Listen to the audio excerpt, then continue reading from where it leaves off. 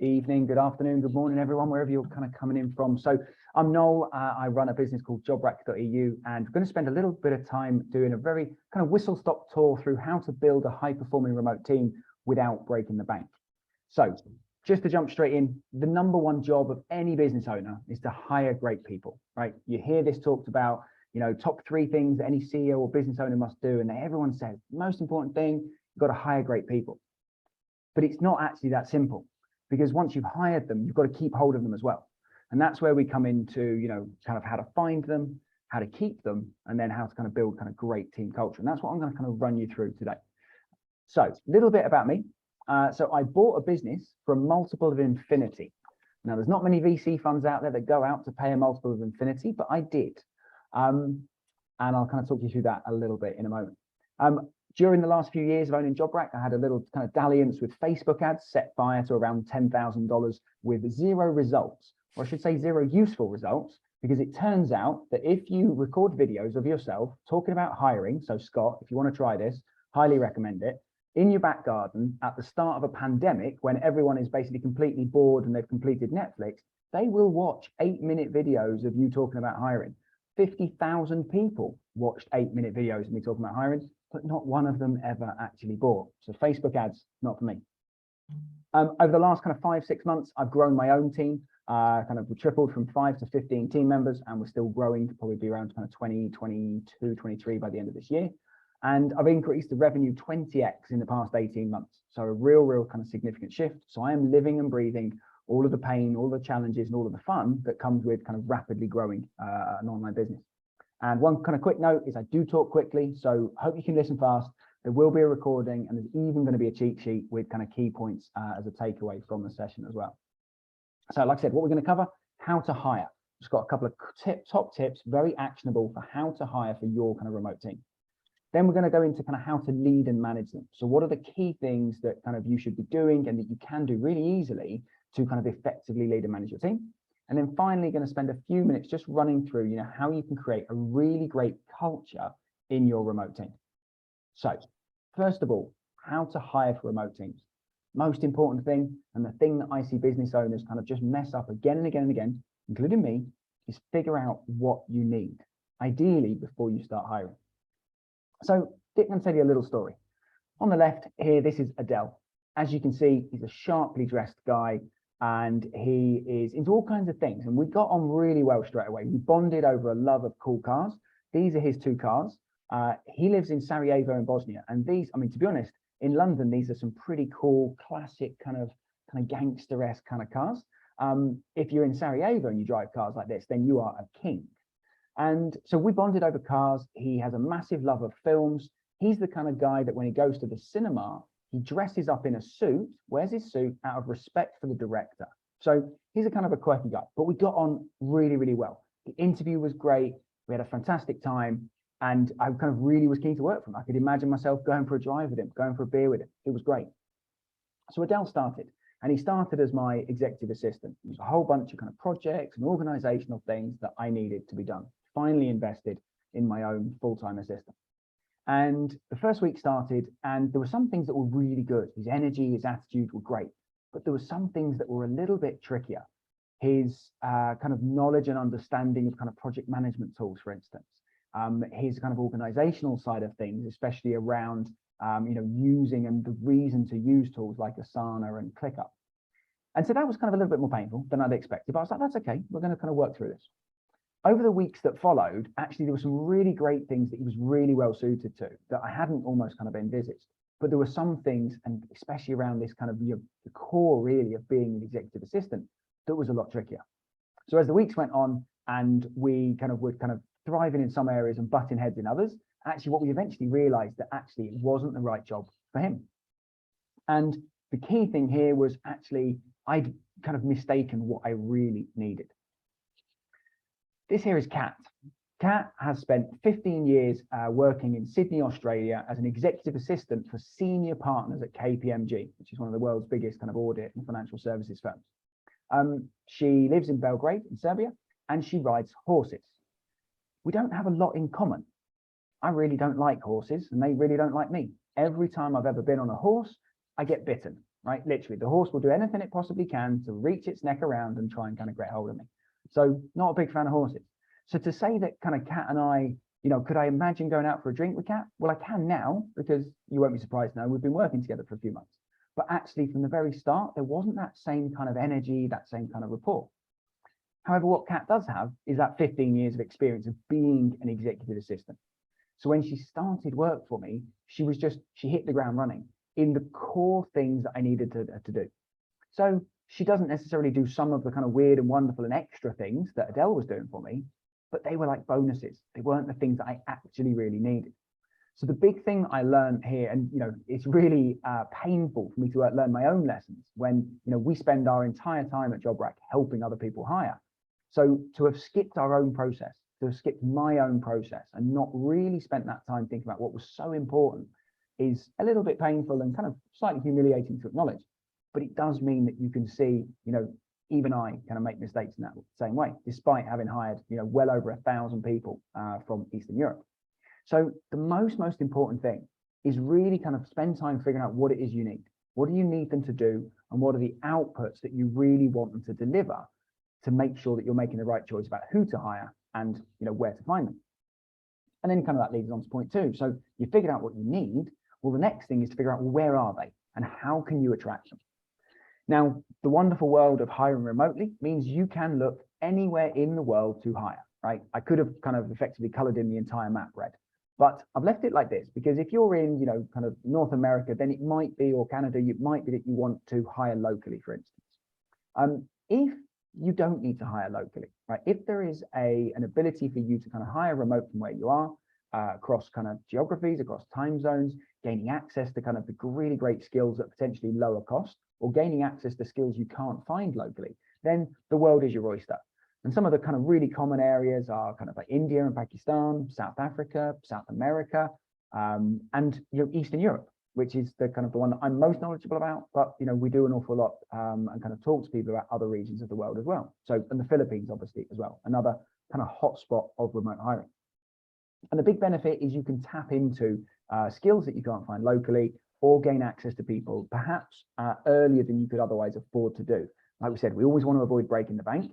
And like any online business, or especially any agency, if you've got that ability to hire, before your competition, or before you normally could if you're hiring locally, then actually you're going to be able to grow faster, you're going to be able to deliver a better service to your clients, and ultimately kind of, have a better life for you, which that ultimately is what it's all about, right? We want to kind of work to live, not the other way around. I'm going to kind of just touch briefly. I get asked a lot, why Eastern Europe, what's so special, and why did I buy a business that focused on hiring from Eastern Europe? And there's a few kind of key reasons. One of the biggest ones is cultural alignment. Okay, the ability for you to work really kind of closely with people and really well with people without that kind of just kind of fundamental differences that can sometimes make communication a little bit trickier. So whether that's people that sometimes are less willing to challenge you, the boss, right, and kind of challenge you and say that that's wrong or there's a better way of doing it. Whether there's a different kind of attitude towards timeliness and kind of getting things done. All the different things that kind of we see in different cultures around the world. Eastern Europe is very, very closely aligned to kind of the Western world, US, UK, Canada, Australia, Western Europe. There's a very direct communication style and a really hard work ethic, great communication and skills and education and skills, including great English. And I hear a lot of people kind of talk to me these days about, there's a real feeling of entitlement from kind of local hires in the Western world. And so that's much less of a thing, if at all. And then finally, kind of great value, and this is one of the benefits of hiring remotely, whether you're looking in South America, South Africa, the Philippines, or indeed Eastern Europe, you can typically be hiring for kind of 50% of the cost of a UK or a US or a Western hire for equal or better quality people. So there's some of the reasons why, why I bought a business focused on Eastern Europe and why you might want to think about hiring remotely, whether it's Eastern Europe, Philippines, or any of the other areas. So when you've figured out where to look, and whether that's based on time zone, whether it's based on skills availability, whether it's based on language. So for instance, if you're kind of tapping into kind of Spanish speaking market, then South America is a great choice to find, low cost, highly skilled Spanish speaking people. So you're going to figure out where it is you're going to go and look. Then what you've got to do, if you're kind of advertising your job and using a job post, which is, commonly what a lot of people will do, you've got to attract attention, right? It is hard enough right now. And a lot of the best candidates just are not hanging out on job boards full stop. They take, more proactive sourcing. But if you are to stand a chance of getting and hiring someone great through a job board, you've got to really make your job post stand out. It must not be the plain text, 3 paragraphs, all talking about what you want and not talking at all about what it is that they want and what's important to them. So this is an example of a job post that we actually posted very recently for a role here with us at JobRack. And this is what the header of it looks like, right? Images, graphics, colors in line with our branding, with big bullet points, really, really kind of calling out straight away, what's in it for them. We go on. Right at the top of the job post, there's a video, right? Because I want them to feel engaged with me from the very, very start, right? I want them to kind of get excited about the idea of working with us.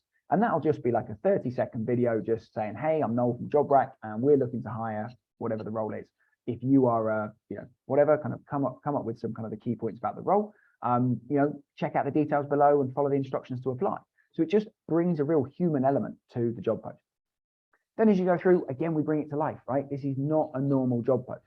So we are doing things like including pictures from our Christmas Zoom party, right? Making it feel human, showing the team that is behind, the business and who they're going to be working with. Because that's often— You had a Christmas Zoom party? Yeah. That's awesome. Okay. Didn't you? No, we should definitely use come on, this, Jeremy, you got to we're get not involved. working at Christmas, Noel. We're not like you. Oh, no. Before Christmas. We didn't, not actually on Christmas. Sure. Yeah, you can see even Aisha's got the antlers on in the bottom right-hand corner there. So yeah, we always do a little Christmas celebration because it's sometimes, especially that time of year, it's hard to actually be together. But Brilliant. These are the kind of things we do. We do it as part of our color culture, which I'll touch on, but we bring it to life in the job post because this is what attracts players who really want to kind of come and, the kind of people that you want. And one of the kind of tips that I think you can do, and it's a really, really great thing to do, is use pictures and videos to inject yourself, right? The business owner, the hiring manager, use pictures and videos to inject yourself into the process, even if you're not actually involved, right? Even if you've got recruitment services, even if you've got your team that are handling most of the recruitment for you, you want to be, assuming you're going to be part of their kind of role and part of the business there, inject yourself in, brings your personality into it, but you can do that without actually taking much, if any, of your time. I mentioned a minute ago, though, that a lot of the players, the really great candidates, just are not hanging out on job boards. So what do? There's tons of other resources out there, right? There are places like kind of LinkedIn, although I'm not a big fan of LinkedIn for recruitment because it makes it too easy for candidates to apply. So if you advertise your job on LinkedIn, people with a LinkedIn account can apply for your job in one click. And that for me is not enough effort. I want to see people make an effort. So what else can you do? Talk to your peers, talk to other business owners. If you're in any kind of communities, online forums about kind of online business or in your kind of niche, then ask people, do you know anyone? I'm looking for a WordPress developer or a Shopify developer or an outreach person or a link builder. Whatever it is you're looking for, that's another really, really great way. Do you know of anyone looking for work, or have you let anyone go recently, but due to whatever reason? So ask people. The other kind of killer one is ask your team, right? The best hires can often be coming from referrals and recommendations from your existing team, because they will not refer a friend in unless they are really confident they're going to be really, really good. So there's some of the ways. And then obviously there are services that you can go to get help. And more and more employers are doing that because they're recognizing, especially right now, hiring is particularly hard. And it's a bit like outsourcing your SEO, outsourcing your bookkeeping, your accounting. There is you can get help. And then finally, on kind of how to hire, right? Super, super important. If you're hiring someone, even if you're hiring a $1,000 a month VA, right, or whether you're hiring a $10,000 a month kind of marketing pro or marketing specialist, you'll think about what the annual cost is going to be, right? How much are you going to pay them? Might be $10,000, $100,000, maybe even more. And think about how much effort would you put into that decision if you were walking into a car dealership, right, with a suitcase full of cash and you were handing over that much money. How much effort would you put in? And really make sure that you're putting enough effort to satisfy yourself that you've got the person that you need. They can do what you want and they're the right kind of attitude and kind of culture fit for you and your team. And thinking about it, sometimes we can think, oh, it's $1,000 a month. This is just how hiring's done. It's always supposed to be just an hour interview, and then kind of we just have to cross our fingers and hope. But there are things you can do to get much more confidence around your hiring decision. So don't forget kind of how much money you are potentially spending. And my best hires have been where I've taken the most time to get this right, not rushing it, because this is a long term. It's a marathon, not a sprint. Long-term decision. and you want it to be right, because having to hire again is really, really painful. So covered off a little bit, couple of actionable tips on how to hire from remote teams. But then once you've got your hires, well, now you need to lead and manage them. And I've got 3 kind of key things for you here. So first of all, most importantly, set clear expectations, right? All too often you go and hire someone to come into your business, you have checked that they can do what you want to do, and then you kind of just get them to crack on with it. Maybe you kind of onboard them, give them some guidance, but you often don't set clear expectations, especially with kind of KPIs, key performance indicators, and metrics, to really set their, make them really clear on what it is you're expecting from them. And this is where you can use something called an employee scorecard, which can make a huge difference. And this is one that we use, super, super simple. This one's actually got a few more KPIs than is normal. We've actually simplified it since then. But our role scorecard just has 2 tabs. It has KPIs and it has like the vision for the role at the top. And we use this on a monthly basis to review just, how are they getting on with their metrics? And this means that it's super clear. And the most important thing is choose metrics that you can measure, okay, that are simple for you to measure, that's not too, you don't want to be spending hours and hours pulling stats together, right? It should be something reasonably straightforward. It should be realistic and easy for you to measure. And if you can have this in place, even in a draft, before your new hire starts, it means that it's a great tool to be able to talk with them when they're during their onboarding about what are you expecting, how are you going to measure them against, and what are they working towards. So really, really powerful and really, really simple. And we can share a link to kind of an example of this if that would be helpful after the session. Sure. There is a second tab on this that I'm going to cover in a moment as well, about how you can help you with your one-to-ones. So set expectations, ideally with kind of key, kind of clear metrics. So secondly, like delegation, right? It's really common, especially when you're first kind of hiring remotely, to delegate like individual tasks. Whereas what you really want to be doing is delegating responsibilities. So as an example, with my exec assistant, we're planning a team retreat right now. And it would be very easy for me to say, hey, contact the caterer and ask for the menus. Contact the transfer company and get prices. When in reality, all I actually want is I want the team to be fed, and I want the team to all be collected from the airport and delivered to the villa that we're staying in. So, and that is an example where I've kind of just delegated that responsibility. So I've said, please arrange the catering for these meals to, this standard and ideally within this budget for our retreat. Please ensure that, the team get from their home to, our venue. And then you don't need to be involved in the detail. And sometimes you can put in a checkpoint where they're going to come back and check with you. But wherever possible, think about delegating like the outcome and the responsibility, not individual tasks. Another one that we're doing right now, my operations manager is working to improve our client onboarding process. So we've put in a metric that says this is how we want to kind of like measure it, whether we've been successful. How she does it is entirely up to her. And that's, it gives people much more autonomy, much more control, and they will generally deliver better results than if you try and micromanage by, kind of getting into or you managing lots of different tasks. Also on delegation, talk and kind of put some effort into learning how to delegate and what other people are delegating. So I really enjoy this kind of chat. So I have lots of kind of business owner and entrepreneur friends, and we're often chatting about, well, what are we delegating, especially to our assistants? And I've got some friends who are like they're working towards like an 11-star executive assistant.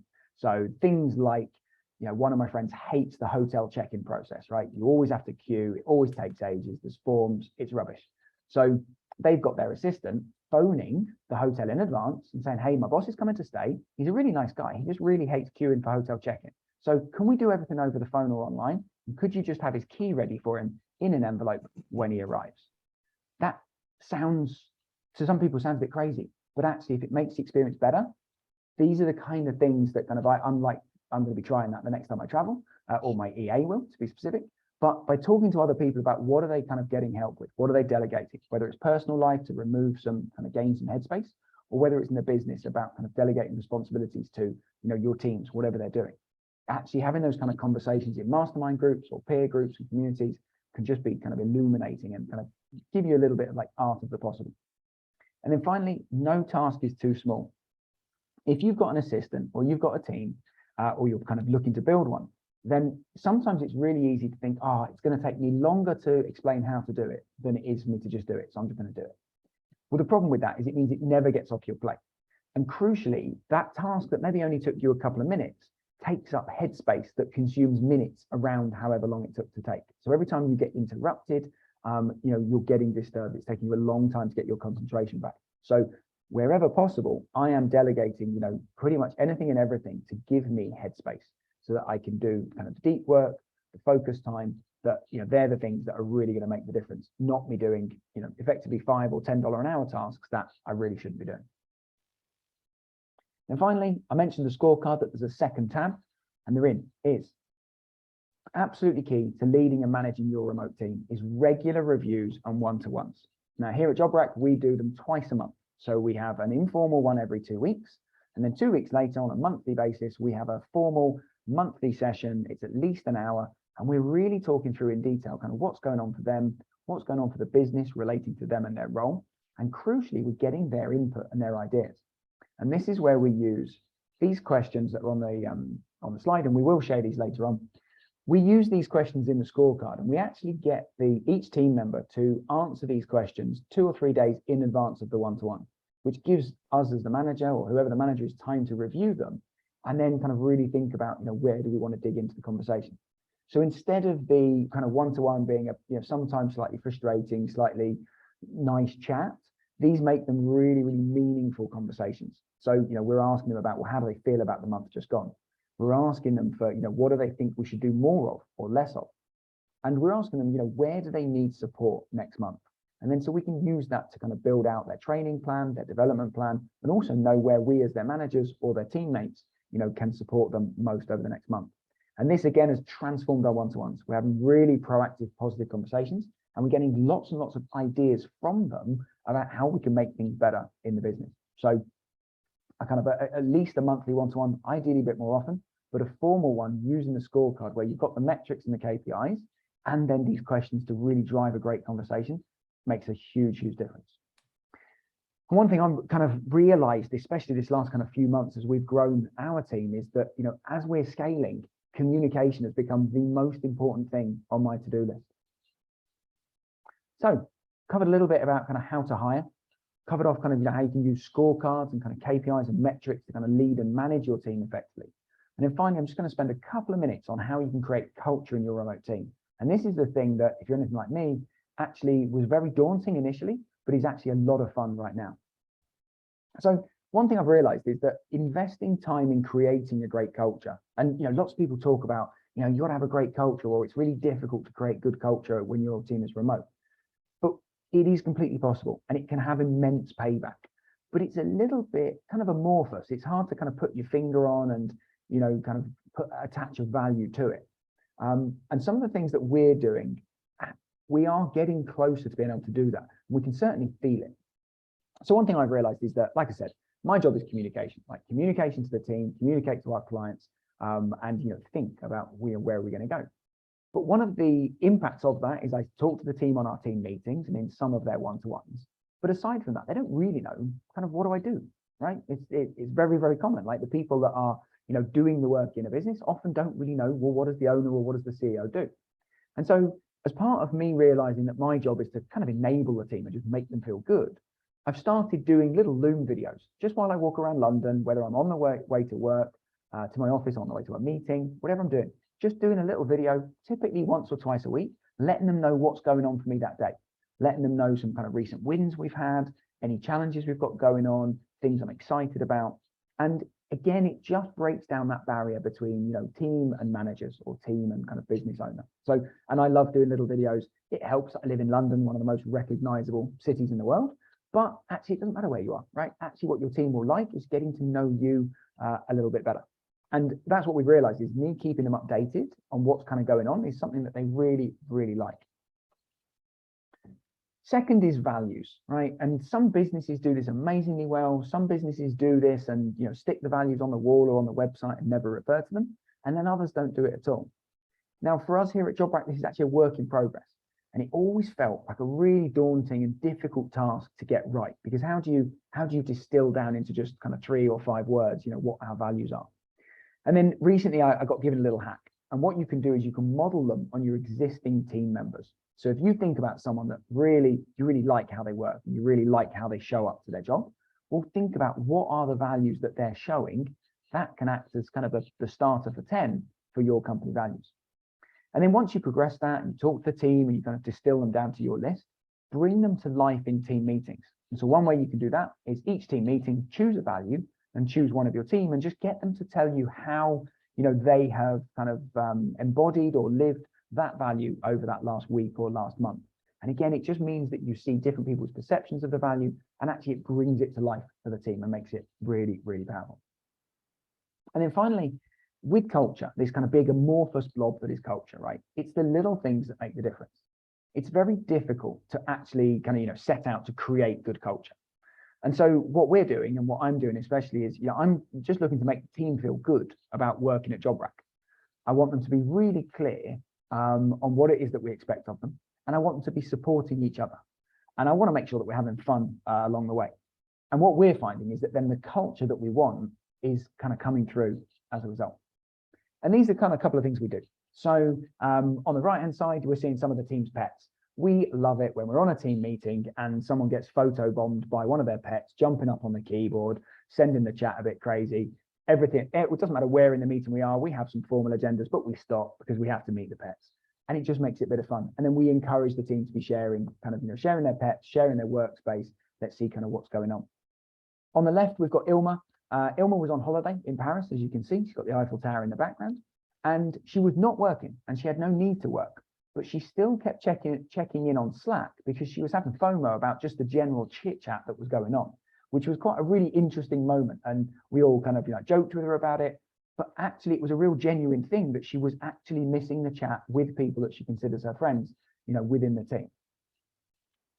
Another post that the two of my team did. So we've got Jovana and Nicola here. Yeah, and cool.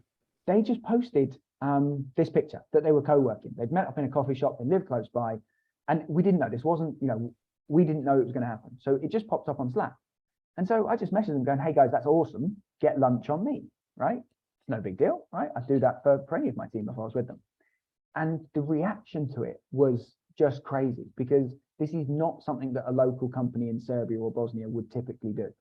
And I think it was about $15. I'm not even sure it was that much. And the reaction from them and the team was just huge, right? I couldn't have bought, kind of good feeling like that. So look for opportunities to do little things like that, whether it's buying a book, whether it's, buying a Kindle book, even kind of make it even easier. There's no shipping, getting someone to get a coffee, little things like this can make a huge difference. And then finally, a great little tool, if any of you use Slack in your business, then there is a tool called Geekbot, Geekbot, and we'll link to that later on as well. And you can set Geekbot up to do kind of automated daily polls for you. So it will just do a check-in with each member of the team. It will kind of pose some questions. And it's often used in kind of software development teams to have their daily stand-up. So, what are you doing today? What did you get done yesterday? And have you got any blockers?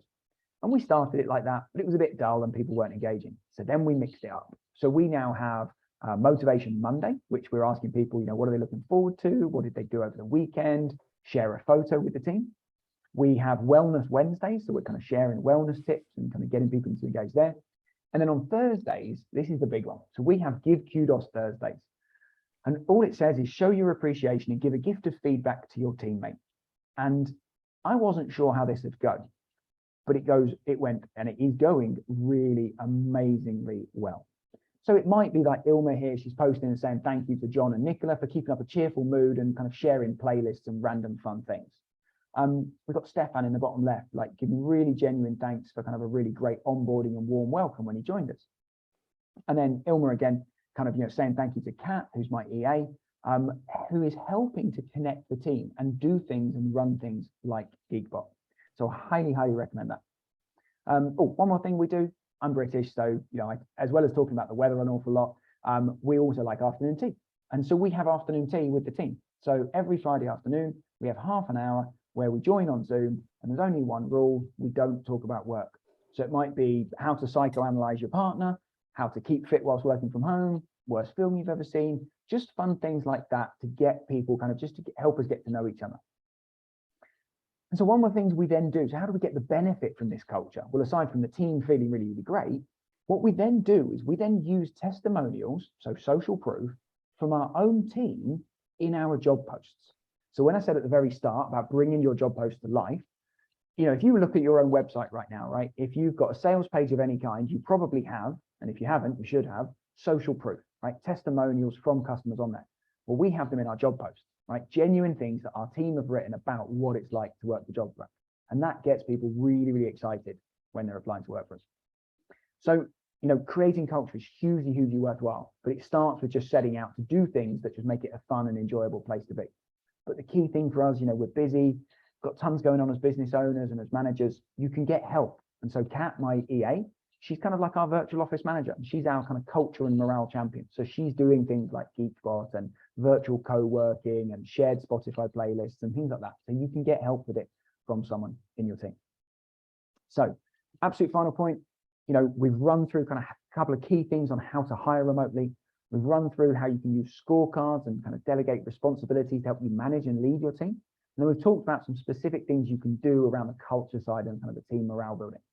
And finally, this is it's a bit of a cliched quote from Zig Ziglar, and it's, you can have anything that you want in life if you just help other people get what they want first.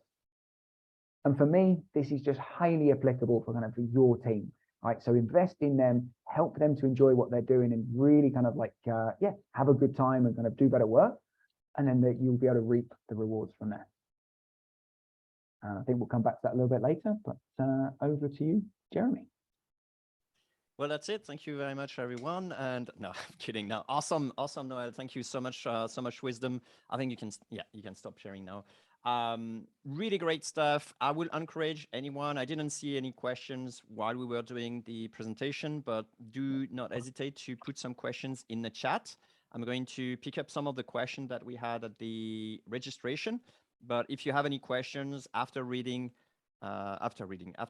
to Noel, who basically didn't actually speak so quickly. I was very impressed. You actually slowed down. Anyway, that was great. So do use the chat, ask your questions, and and one more thing, actually, if you don't have any questions, just add something like a point or two that you really love from Noel, and I think that'd be helpful as well to figure out what resonated with you. All right, without further ado, are you good to go, Noel? Yeah, do it. Okay, all right, so here are some questions that we got at registration. I'm gonna pick the first one is about time zone. It comes from Akil, and the question is, should you stick to hiring from one time zone, or can you make multiple time zones work? What's your take on this, Noel?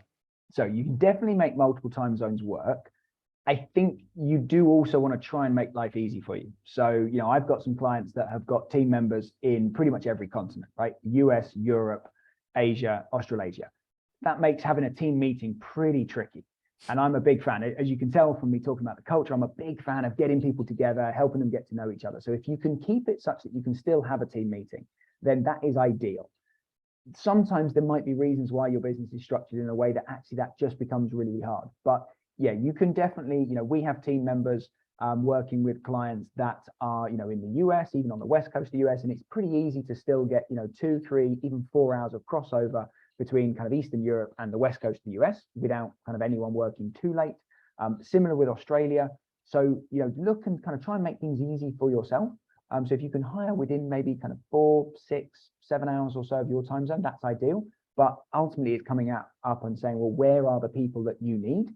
And what are the other constraints around that? But yeah, definitely don't kind of stick to your time zone, because actually a few hours here and there really doesn't make much odds. It's still easy enough to coordinate, especially kind of elements of kind of flexibility to work. Yeah, we have like 3 main time zone. I would say you got Asia, then you got Europe, and then you get US. I think it's very difficult to get all 3, but 2 should be workable, right? Yeah, definitely. Okay, second question's more about logistic and legality. What is the, question from Joshua. What is the biggest risk with employing people in region where you don't currently have a registered entity? What's your take on this? And I know it's slightly controversial, maybe. Yeah, it's an interesting one. So obviously, I have to caveat this by, if you take your own kind of legal and professional advice. So the key thing, the risk generally is not on the business owner, right? The risk is generally on the worker in the country, because it is generally pretty difficult for a government in one country to find someone in another country where they don't have those kind of agreements in place. I've certainly never heard of an instance where someone in a government in Serbia is trying to kind of find a US or a UK business. Now, that being said, I am a big fan of making sure everyone is legal, is compliant, and people are paying tax, for instance. So we work with our team members, for instance, to help them understand the options available to them in their country. There are options out there like Deal and Panther, I think is another one, that can act as an employer of record and can actually properly employ people on your behalf. It tends to be very expensive though, because they are a true legal employee. And in some of these countries, especially in Eastern Europe, the tax rates can be very high. So it's generally much more cost effective for the workers to kind of register their own business and work as a kind of a contractor or a kind of have their own kind of entity. And that kind of makes things much more kind of manageable on all sides. So generally, if you're worried, then kind of take advice. I'm always happy to kind of speak to people about, what our clients do. Like I said, we've got hundreds and hundreds of clients that are all working in a pretty consistent manner. And generally people employ team members as, independent, self-employed workers that are responsible for their own tax and social security. And then they invoice you each month, and then they're responsible for their own affairs. So they're effectively a supplier. We've not heard of or come across any issues working in that way. We're always keeping abreast of what's going on, but like I said, always happy to kind of chat through that in more detail.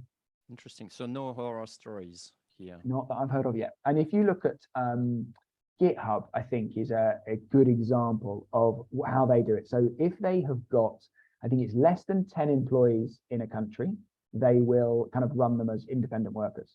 Then if it's something between like 10 and 25, they'll use a third-party company.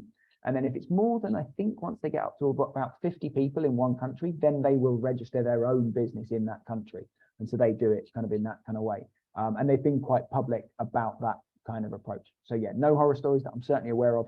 And like I said, I'm pretty active in the space. I'm pretty sure I'd have heard. But if anyone's got any kind of thoughts on that, then always happy to riff on that. Love it. Quick note, sorry, Megan, Christian, if you can be on top of the questions as well in the chat. Other questions from Kermet and Juan. I don't know why it's two, but anyway.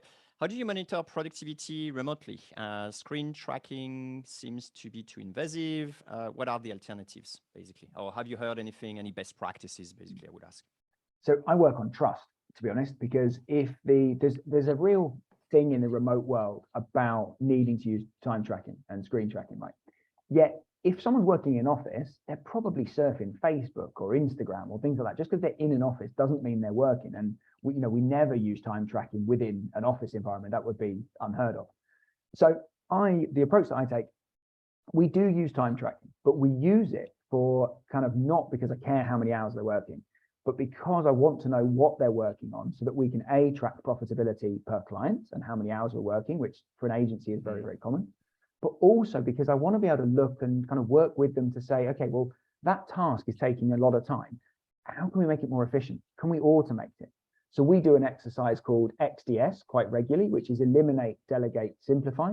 We also add automate in there as well. So where we're looking at what is taking time and we're saying, right, well, actually, if something takes 20 minutes and we do it once a month, it's probably not worth much investment.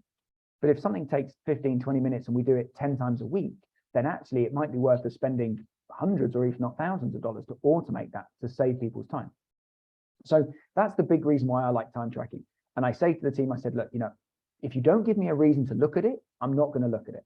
If you give me a reason, if you're not hitting your KPIs, if it doesn't feel like you're kind of online when you should be, then we're going to take a look at it. And if the hours aren't right, then we're going to have a conversation. So, but for me, it all starts with trust and then just kind of build out from there. Can you repeat quickly? I think it was pretty nice. So XDS. the exercise called XDS, which is eliminate, delegate, simplify. And then we add a kind of a automate in there as well. But really what it is, and for business owners and people like us, I highly recommend it. Just list out everything you do. How many hours a week do you spend on it? And, does it actually need to be done? Right? It is horrifying, frankly, the first time I did this, how much I realized I could just stop doing that just didn't really need to be done. Then you can get through, well, what can be automated? What can be delegated? Or if it really must stick with you, what can you simplify? Makes sense. Next question from in Dune, I think you covered it already a little bit. How to best motivate a culturally diverse remote team. Mm. We So touched it a little bit, but without necessarily talking about the difference in culture, I would yeah, say. so the big thing that we've done is we get people to talk openly about what are the difference between their cultures. So when we've had people from kind of further around the world, and we do this with some of our clients, always encourage it to say, hey, things like talking about like, how do you celebrate Christmas? Or do you celebrate Christmas? What religious holidays do you celebrate? What are those differences? And actually just getting people to talk about what's the difference. And so we have a lot of clients that have both staff in the Philippines and staff in Eastern Europe. And so actually that's a great conversation, just kind of what's going on for you. How do you do these things? What's important to you? What's family life? What do you do at the weekends? So actually by helping people get to know each other, it breaks down these kind of barriers and potentials for kind of misunderstandings when kind of people understand, how they communicate, what's important to them, things like that. So I kind of like to almost tackle it head on just by just getting people talking about it. Cool. We got a question from Alan, who was just here in the chat. He said, thank you for the team building and culture development in Slack. Anything else you have that was a success? Yeah, so I will add actually anything else that failed, because I think I'd like to also know like experiments we tried and actually didn't work that well for XYZ reason. I think there's lots of learnings in that as well. Definitely. So we got a failure actually. One failed last week. So we had an idea. So a few of us on the team have used something called focusmate.com. And it's like virtual co-working. So you show up to the website and you just get paired with, you book a session and you get paired with a buddy and you join and you start off, you have your webcam on and you say, this is what I'm going to work on for the next 50 minutes. And then you will go on mute but you can still see each other. And then you work. And at the end, you just check in, say, how was it? And it's almost like accountability. And so we thought, well, what about if we do virtual co-working just on Zoom, where we say what we're going to work on and then we go on mute. And the team were quite up for it and sounded, yeah, we like the idea of that. And we did it, but no one showed up, or there was like one person showing up. And we realized that actually the nature of how people work, like they're often on calls, it just didn't really fit so well. So we've kind of, we've tried it and we're going to park that one for a little while. Things that we have done that have been really successful. So quite a lot of my team are within a few hours of each other. And so there's about 6 of them that we're going to meet up and do and co-work for 2 days. We're going to get them a co-work space, awesome. And then we're going to meet up. What then happened is that there were people that were 4 or 5 hours drive away that were like, oh, well, we'll come. And so there ended up being 9 of them that did 2 days of co-working. They covered the costs themselves of transport, things like that. We said, look, this isn't an official thing, but we're going to pay for the co-working, pay for dinner, things like that. And they got together and we got some great pictures and they had a great time. I talked about the afternoon tea. The other thing actually is we have a weekly team meeting with every team member on it, which is starting to get tricky because there's 15 of us now. And I don't like people coming to meetings where they don't contribute something. And so what a lot of our meetings is we have a formal agenda, we check in about how the business is doing, we do some metrics, but I will often use it to just say, hey, everyone just check in for a minute or so each. What's your big thing for this week? What are you working on? Or is there any way that anyone can help? And what we've started doing on our monthly meetings, where we have a little bit more time, is I get one of the team to pose a fun question for everyone to answer. And so last week's was, what's the funniest or most embarrassing injury you've ever had? So really, really random, but it's the kind of thing that just gets us talking. And then you just learn a little bit about a story about how someone, fell off a bike into a river, whatever it might be. And they're the kind of things that actually we're having quite a lot of fun with. And then the biggest thing we're doing this year is we're doing our first team retreat. So I'm taking everyone to Croatia to Split in September for nice. So 3 days for the management team and then 3 days for everyone together, which I'm really looking forward to. It's a really kind of big deal, but I think it's going to be great. Really, really good. Love it. We're going to Bangkok. We were thinking about going to Croatia, actually, but no, we decided to step it up. Noel, come on, join us. Cool. Well, I quite like the idea of doing like a retreat of retreats, right? So I like the idea of having a place where we get 10 companies and 10 teams all doing retreats, but then we kind of come together to share kind of lessons. So that's a little idea I've got for the future. Love it. We may have a mark crashing in all one anyway. Yeah, definitely. Question from Zen. I really love this one as well. Do you have any thoughts on what level to hire at to start with? A junior, an assistant, a producer, an ops manager, director, yada, yada, yada. Yeah, this is always an interesting one. I think hire for whichever is going to make the biggest difference to you and your business and your time initially.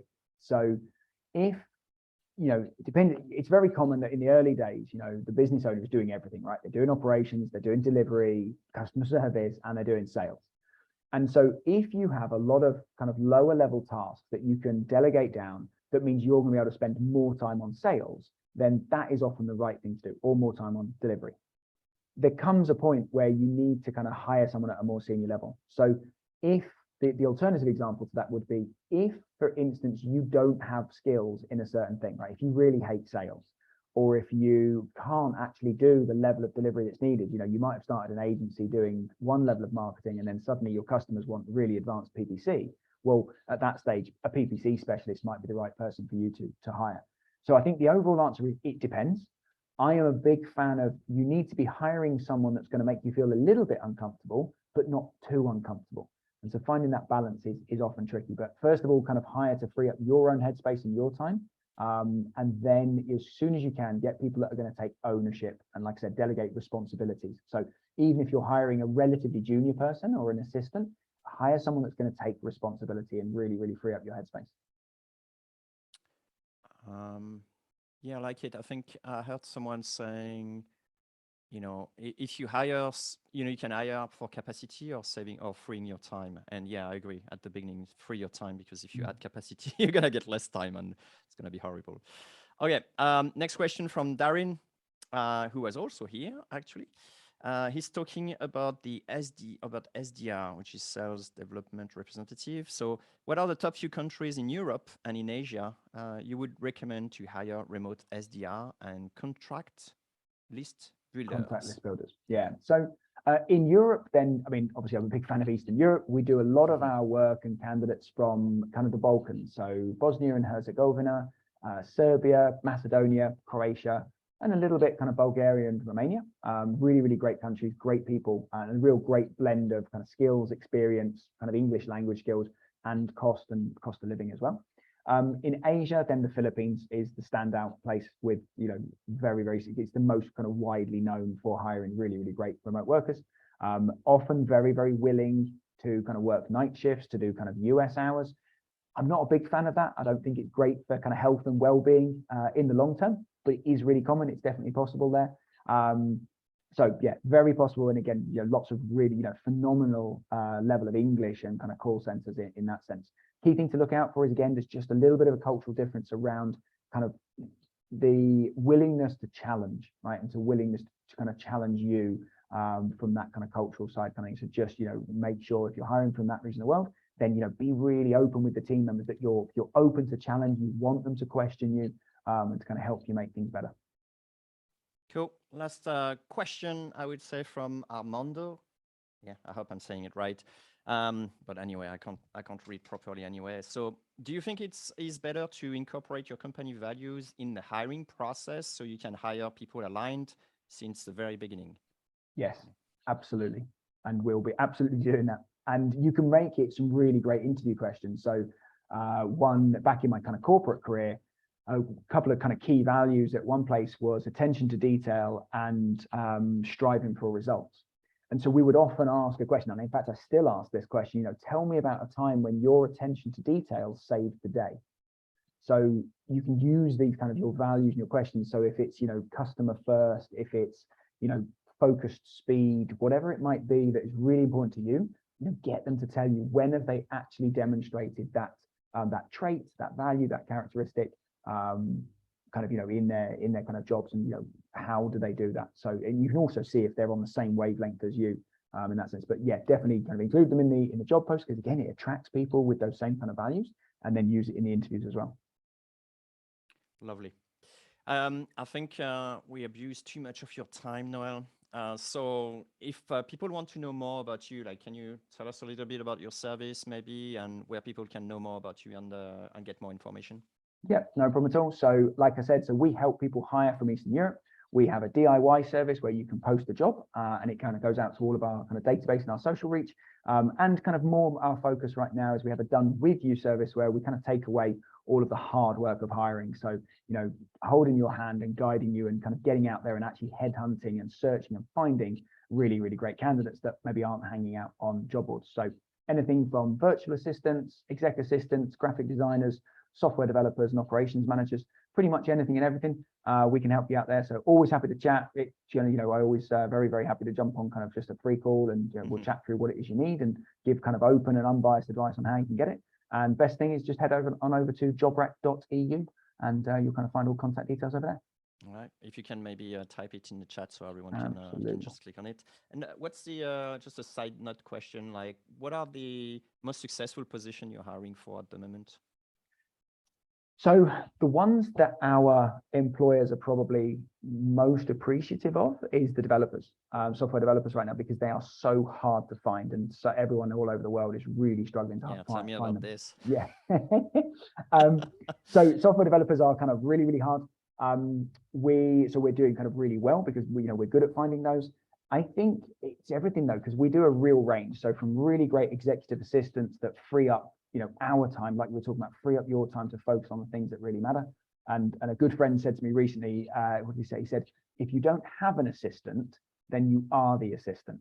And none of us should be doing $5 or $6, $10 an hour tasks. That's not how we should all be spending our time. But whether it's executive assistant up to operations managers, we're doing a lot of that when we're getting kind of business owners that are kind of wanting to step back a little bit from the day-to-day and spend more time on being a bit more strategic, or maybe more time on sales and that side of things, getting really great ops managers to actually kind of run things. That's a kind of a big focus for people right now too. Lovely. I will ask a last question. Actually, Alan did, and it's a good one. Any chance of getting that KPI link spreadsheet? Yep, no problem at all. I haven't got it to hand right now, but I will share that, and then we'll get that sent out. There's no worries. Wonderful. Thank you so much.